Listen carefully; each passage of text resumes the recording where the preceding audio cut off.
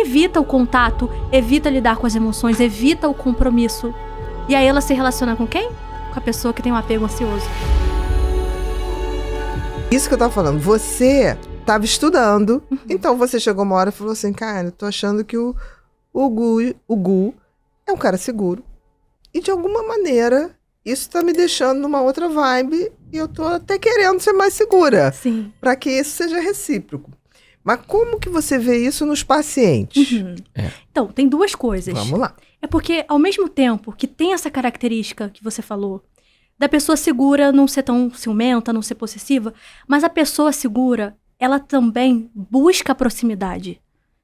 Então, ao mesmo tempo que ela tem esse aspecto de conseguir ter a sua autonomia, sua independência e até incentivar a autonomia do outro, ela também é uma pessoa calorosa, também é uma pessoa que olha no olho, é aquela pessoa que passa segurança pro outro.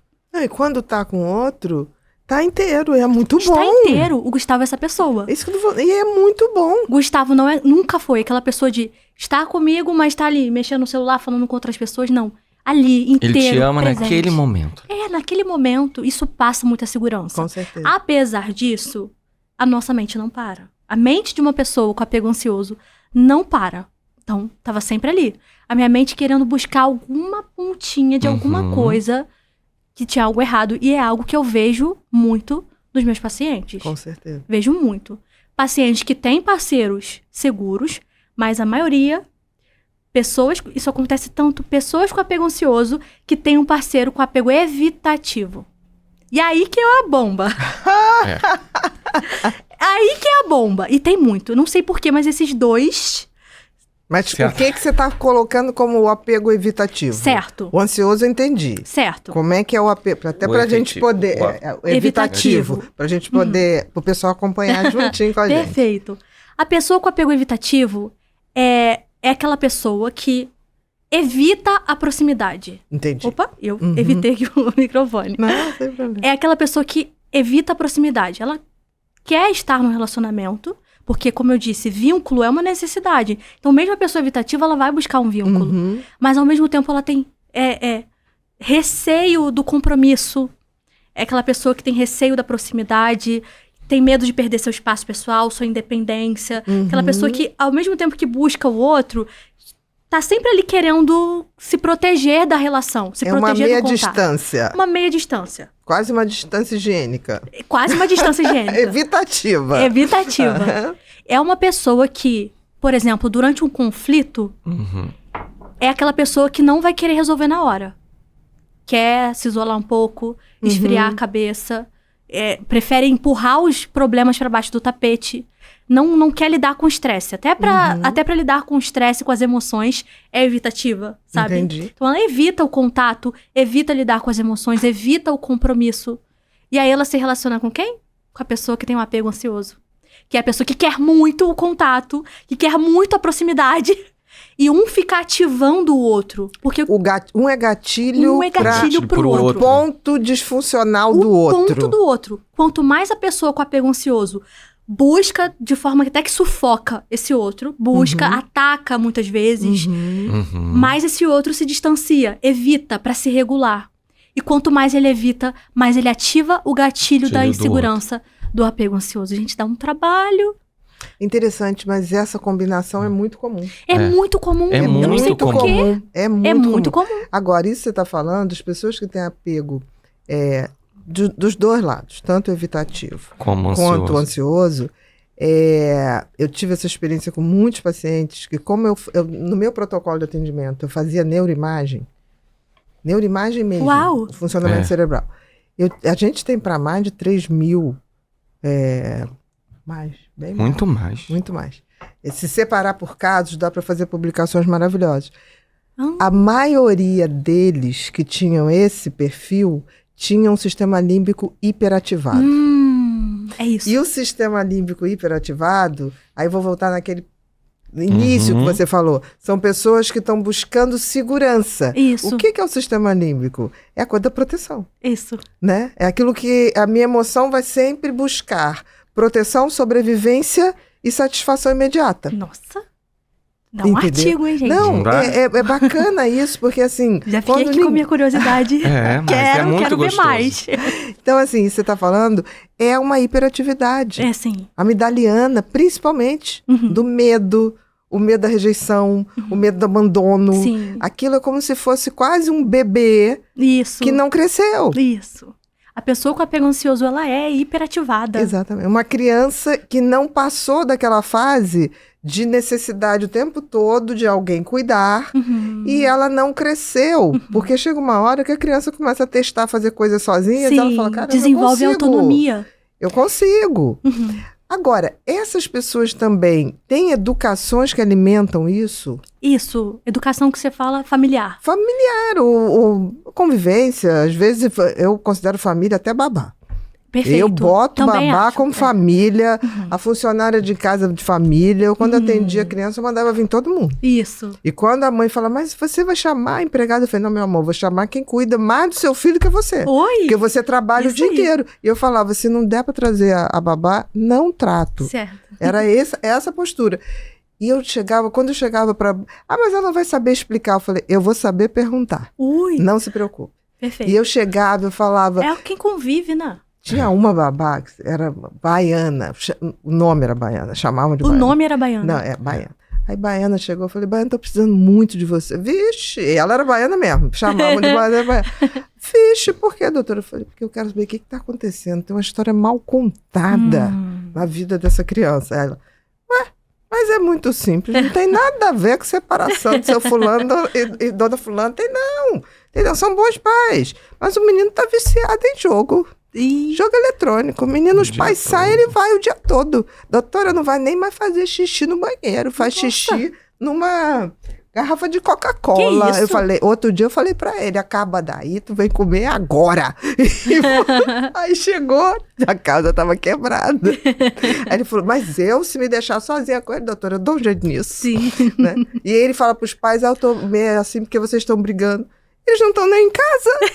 Olha só. E pai e mãe ficam acreditando nisso, doutora.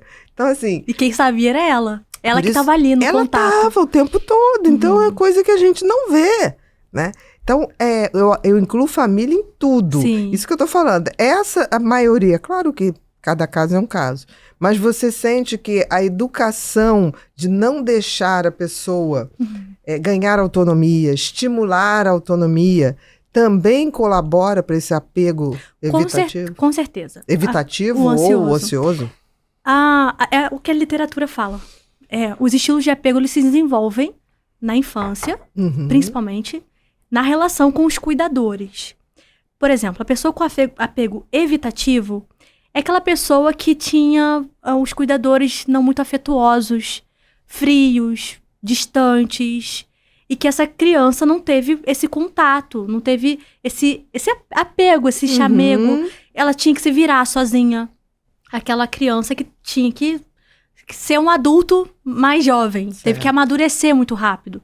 Essa é a pessoa com apego evitativo. A pessoa com apego ansioso é aquela pessoa que cresceu com cuidadores inconstantes. Ora, eram presentes, calorosos, acolhedores, ora não eram. Eram distantes, desatentos, até porque... Ou ausentes. Momentaneamente. E diferente dos seguros, que tinham cuidadores que eram atentos às necessidades dessa criança. E na infância, a gente não fala ainda, ali naquela primeira infância, sobre o desenvolvimento da autonomia. Isso começa na adolescência.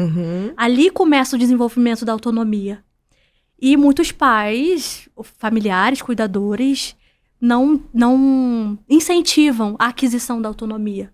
O que reforça isso. Então, sim. Do tipo, você é capaz. Você é capaz, você pode fazer isso. Vai lá e você consegue. Às vezes até em pequenas coisas, arrumar o próprio quarto.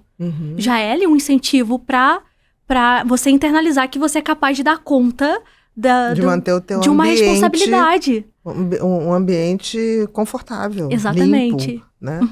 Eu me lembro, você está falando isso, eu me lembro que quando eu comecei, eu acho que eu tinha uns 10 anos, eu comecei a querer ir sozinha para a escola. Era bem pertinho a escola. E eu me lembro que meus pais, não, então a gente vai fazer um processo de adaptação. Eu falei, mas todo mundo vai. Ela falou, não, sua amiga que vai mora do lado da escola, minha filha. Do lado, literalmente. Ela descia. Com 10 anos já querendo ser autônoma, assim. Eu falei, aí meu pai, não, nós vamos fazer o seguinte, agora durante 15 dias eu vou te levando. Eu falei, mas você não confia em mim? Não, eu confio. Eu só quero saber se eu vou te passar certo como atravesso uma rua, como você espera.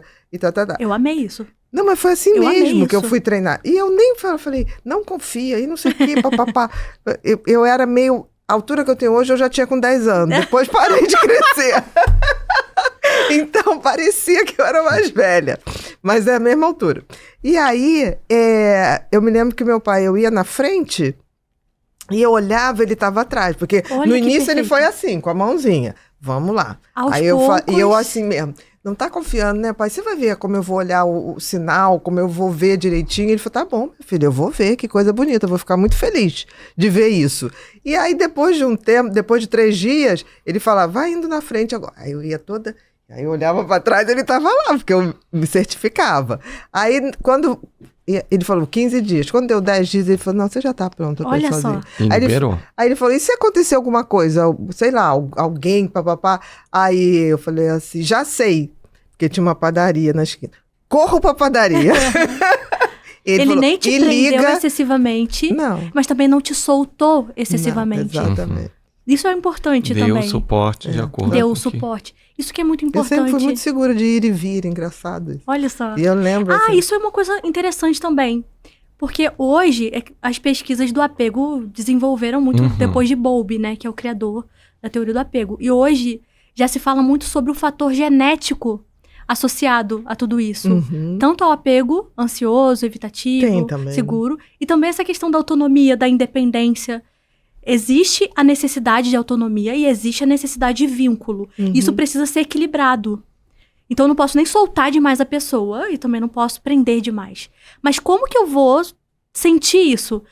Isso vai depender da pessoa também. E da personalidade, né? E da personalidade. Tem esse fator genético associado. Que a gente não pode esquecer, porque começar a dar autonomia para uma personalidade que não mais segura é diferente de uma mais insegura. Talvez durasse 2 meses numa criança mais insegura. E eu vejo muito, eu via quando estava atendendo, os pais, não sei se você pega isso, Alex, falando assim, não, mas agora o menino está com 12 anos, 13, no máximo. Aí eu falo assim... Tem verificado, mãe, você tá tomando remédio direito? Não, eu entreguei, porque agora ele já tem que se virar. Eu falei, não, ele não tem, tá numa transição. Olha isso. Vamos começar assim, tipo assim, olha, segunda, quarta e sexta, você dá pra começar a semana, ele terça e quinta. Ele vai tomando... Não, eu falei pra ele, se tá capacitado pra ficar jogando videogame, tá capacitado. Eu falei, não é assim. Não é muito assim. Diferente. E muitos adolescentes, pré-adolescentes meus, falavam assim, deixa, Bia, agora deixa. Também agora não quero que me ajude. E eu falei, vai ficar independente demais. Sim, e aí tem dificuldade de pedir ajuda. E eu falando, mãe, não faz isso. Você até pouco tempo, você fazia tudo. Agora você quer que ele faça de repente. Uma mudança sem muito brusca. Sem um treino, então, sem uma adaptação. Autonomia é uma aquisição. Exatamente. É um processo, como seu pai fez. É um processo, você vai adquirindo aos poucos. É a mesma coisa da confiança. A confiança é algo que a gente vai conquistando com o tempo. A gente vai dando a cordinha aos poucos. E vai depender muito também do que a gente está falando, sobre o temperamento. Sobre essa parte genética que está envolvida nesse processo. Acho legal isso, porque a gente tem que ver a teoria, mas as pessoas não leem o livro. Eu sempre digo isso. Os pacientes não leem os livros. Exato. Não vão na teoria. Então, nós temos a teoria, mas a gente tem que adaptar a teoria a cada paciente. Entendi. Por isso, tão bom a questão da gente... se beber em várias fontes, em várias águas, né? Sim. Olá, queridos. Estou passando aqui rapidinho para avisar vocês que a nossa Black Week já começou. Convido você agora para clicar no link abaixo e dar o primeiro passo nessa jornada importante de conhecimento e autocuidado.